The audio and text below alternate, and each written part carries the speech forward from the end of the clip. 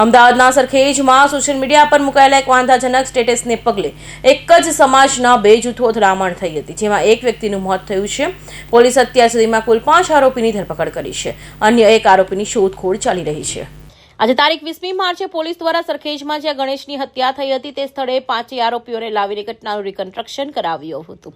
આ ઘટના દરમિયાન આસપાસના રહેતા લોકોએ ટોળા પણ ત્યાં એકઠા થયા હતા. મહત્વનું છે કે આ રિકન્સ્ટ્રક્શન દરમિયાન મોટી સંખ્યામાં પોલીસ બંદોબસ્ત ગોઠવવામાં આવ્યો હતો. આ અંગે સરખેજ પોલીસ સ્ટેશનના પીઆઈએ જણાવ્યું હતું કે 2 દિવસ પહેલા સરખેજ પોલીસ સ્ટેશન વિસ્તારના ઠાકોરવાસમાં ઠાકોર સમાજના 2 જૂથો વચ્ચે માથાકૂટ થઈ હતી, જેમાં ગણેશ નામના યુવકની હત્યા થઈ હતી અને જયેશ તથા નરેશ ઠાકોર ઇજાગ્રસ્ત થયા હતા.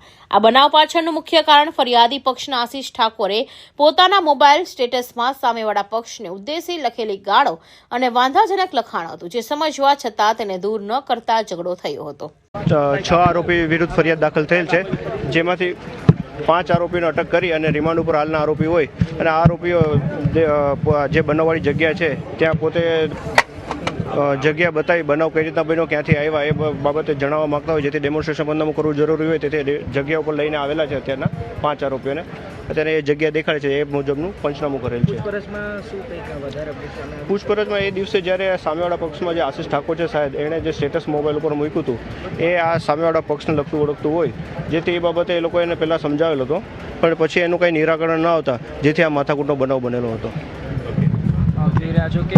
આ કેસમાં અમે કુલ 6 આરોપીઓ વિરુદ્ધ ફરિયાદ નોંધી છે, જેમાંથી 5 આરોપીઓ અત્યાર સુધીમાં ઝડપી લેવામાં આવ્યા છે.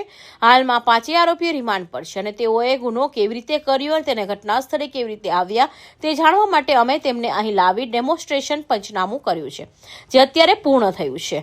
ગત મંગળવારે રાત્રે સરખેજ ગામના ઠાકોરવાસ વિસ્તારમાં આશિષ ઠાકોર દ્વારા વોટ્સએપ પર મુકાયેલા વાંધાજનક સ્ટેટસને લઈને વિવાદ વધ્યો હતો. આ સ્ટેટસ દૂર કરવા માટે સામે પક્ષ વારંવાર સમજાવ્યા છતાં તે દૂર થતા આશરે 6 શખ્સોએ હથિયારો સાથે આશિષના ઘરે ત્રાટક્યા હતા.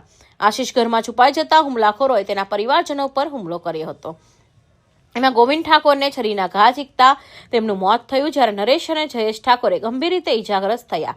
ઘટનાની જાણ થતાં પોલીસ તાત્કાલિક સ્થળ પર પહોંચી તપાસ હાથ ધરી અને અત્યાર સુધીમાં કુલ 5 આરોપીની ધરપકડ કરી રિમાન્ડ પર લઈ આગળની કાર્યવાહી ચાલુ રાખી છે. કૌશિક પટેલનો report, Hind TV news, Surat.